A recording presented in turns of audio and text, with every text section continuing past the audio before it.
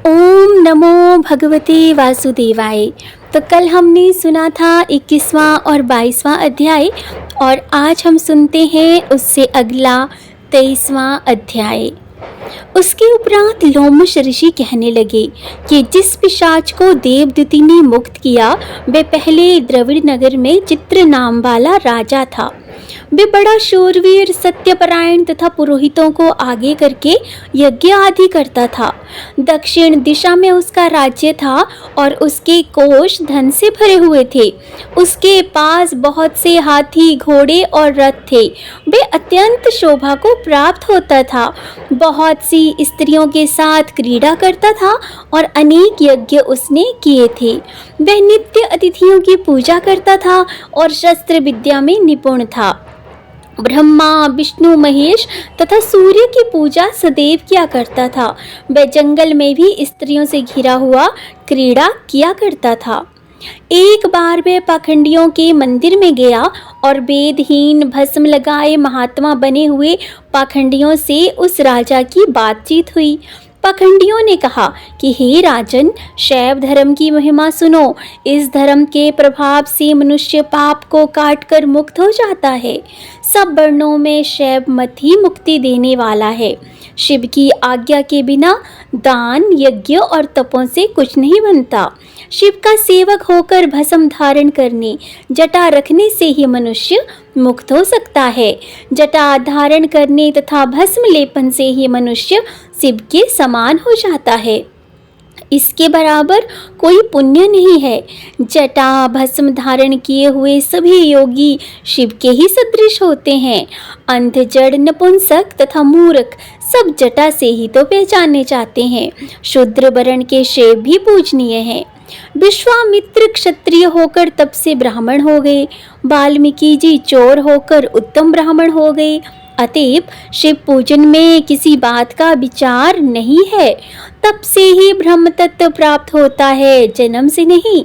इस कारण शैव का दर्शन उत्तम है तथा शिव के सिवाय दूसरे किसी देवता का पूजन ना करें। शिव तपस्वी को विष्णु का भी त्याग करना चाहिए। विष्णु की मूर्ति का पूजन नहीं करना चाहिए।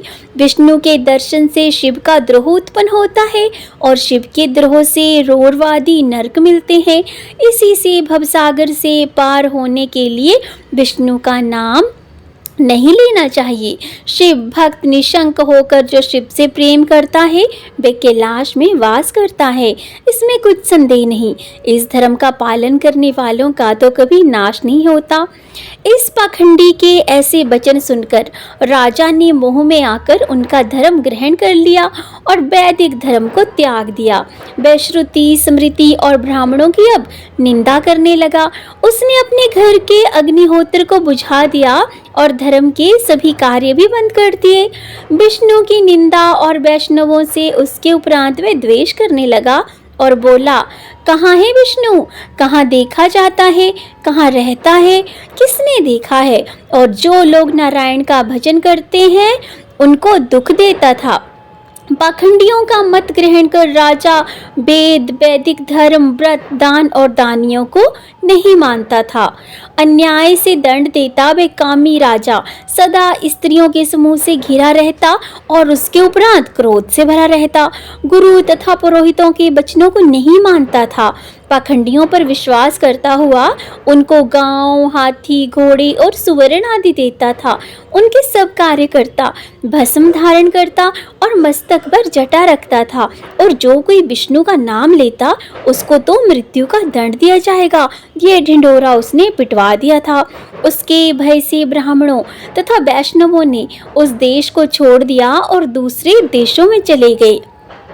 सारे देशवासी केवल नदी के जल से जीते थे। जीविका से दुखी होकर वृक्ष आदि नहीं लगाते थे, ना ही खेती बाड़ी करते थे। प्रजा अन्न के अभाव से गला सड़ा अन्न भी खा लेती थी। आचार, विचार, अग्नि क्रिया सबको छोड़कर काल रूप की तरह वह राजा शासन करता था।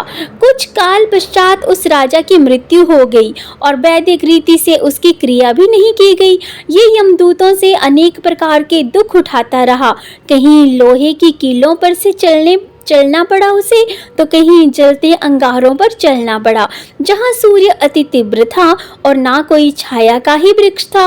कहीं लोहे के डंडों से पीटा गया, कहीं बड़े बड़े दांतों वाले भेड़ियों और कुत्तों से काटा गया। इस प्रकार दूसरे पापियों का हाहाकार सुनता हुआ वे राजा यमलोक में पहुंचा। अब हम इसी के साथ सुन लेते हैं अगले अध्याय 24वें अध्याय की कथा। उसके उपरांत लोमश जी कहने लगे कि वह राजा पहले तो तामिश्र नामी नरक में गया, फिर अंध तामिश्र नरक में जहाँ पर अति दुखों को प्राप्त हुआ, फिर महारोरव, फिर कालसूत्र नामी महानरक में गया, फिर उसके बाद मूर्छा को प्राप्त हो गया। मूर्छा से चेतना आने पर तापन और संप्रतापन नाम के नरक में गया। अनेक दुखों को भोगता हुआ वह प्रताप नाम के नरक में गया। तब काकोल, कुड़पल, पूर्व मृतिका, लोह शंकु, मृजिप आदि नरकों में होता हुआ असीपत्र वन में पहुंचाया गया। फिर लोहधारक आदि नरकों में गिराया गया। भगवान विष्णु के साथ द्वेष करने के कारण वे 21 युग तक भयंकर नरकों की यातना भोगता हुआ नरक से निकलकर हिमालय पर्वत पर बहुत ही बड़ा उसके बाद भारी पिशाच हुआ। उस वन में मैं भूखा और प्यासा फिरता रहा। उसको मेरु पर्वत पर भी कहीं खाने को ना तो भोजन मिला और ना ही पीने को जल। होत व्यथा के कारण वे पिशाच घूमता हुआ एक समय पलुत प्रस्त्रवन नाम के वन में जा निकला। भेड़े के वृक्ष के नीचे वे दुखी होकर हाय मैं मरा, हाय मैं तो मर गया, ऐसे जोर जोर से शब्द पुकारने लगा और कहने लगा, भूख से दुखी मेरे इस जन्म का पता नहीं कब अंत होगा। इस पाप रूपी समुद्र में डूबते हुए मुझको अब कौन ही सहारा देगा। लोमशी कहने लगी कि इस प्रकार वेद पाठ करते हुए देवद्युति के उसके दुख भरे वचनों को सुना और वहां पर एक पिशाच को देखा, जिसकी लाल डरावनी आंखें, दुर्बल शरीर, काले काले ऊपर खड़े बाल, विकराल चेहरा, काला शरीर, लंबी सी जीभ बाहर निकली हुई, लंबे होंठ, लंबी जांघें, लंबे लंबे पैर, सूखा चेहरा, आंखों में पड़े गड्ढे वाले पिशाच को देखकर देवदूती ने उससे पूछा कि तुम कौन हो और ऐसी करुणा सी क्यों रो रहे हो? तुम्हारी ये दशा कैसे हुई और तुम्हारा मैं क्या उपकार करूं? मेरे आश्रम पर आ जाने से कोई प्राणी दुखी नहीं रहता और वैष्णव लोग आनंद ही करते हैं। सो हे भद्र, तुम अपने इस दुख का कारण जल्दी कहो, क्योंकि विद्वान मनोरथ पाने के लिए विलंब नहीं किया करते।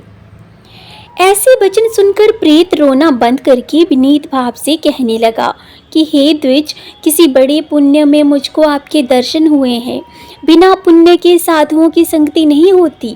और फिर उसने अपने पहले जन्म का वृतांत कहा कि भगवान विष्णु के द्वेष के कारण ही मेरी ये दशा हुई है। जिस हरि का नाम यदि अंत समय में मनुष्य के मुख से निकल जाए तो मनुष्य विष्णु पद को प्राप्त होता है, जो सबका पालन करता है। उसी से मैंने द्वेष किया। ये सब मेरे कर्मों का दोष है, जिसकी ब्राह्मण तप द्वारा प्रार्थना करते हैं।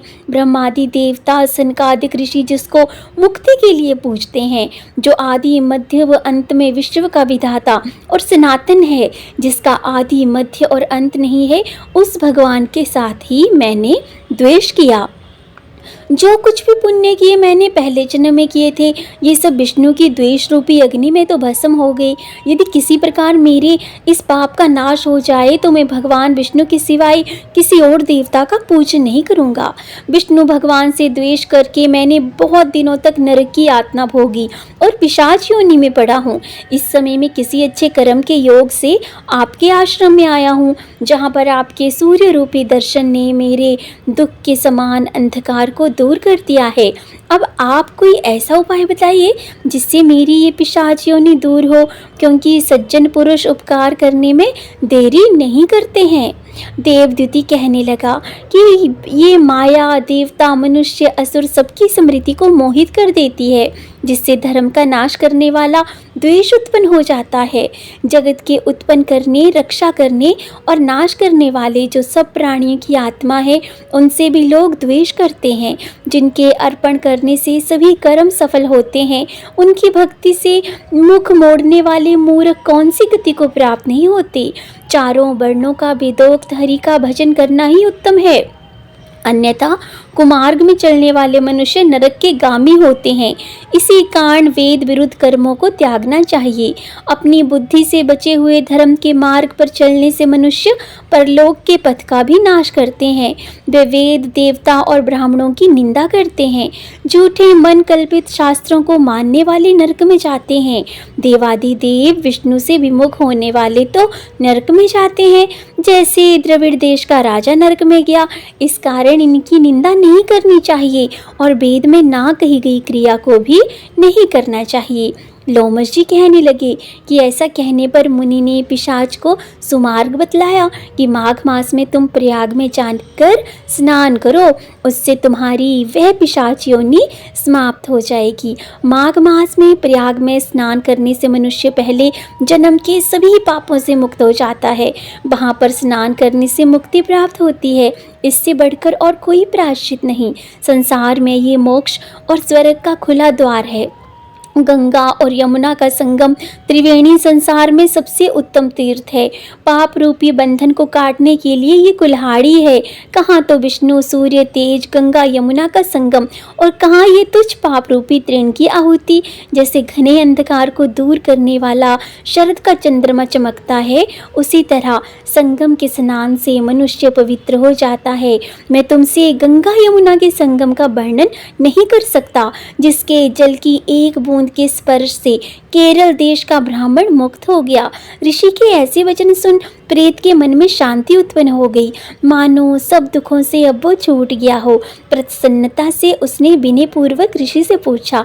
ऋषि से क्या पूछा, तो इसका वर्णन हम करते हैं अब अगले अध्याय में। आशा करती हूँ कि आपको ये जो श्रृंखला हमने शुरू की है आपको पसंद आ रही होगी। और अगर आप मेरे चैनल पर नए हैं, आपने अभी तक सब्सक्राइब नहीं किया है, तो आप अवश्य मेरे चैनल को सब्सक्राइब कीजिए और बहुत से लोगों के साथ इसे शेयर भी कीजिए। तो फिर मिलते हैं हम कल 25वें अध्याय के साथ। तब तक आप सभी अपना और अपनों का ख्याल रखिए। ओम नमो भगवते वासुदेवाय का भी जब भी आपको समय मिले तो अवश्य ही जप कीजिए।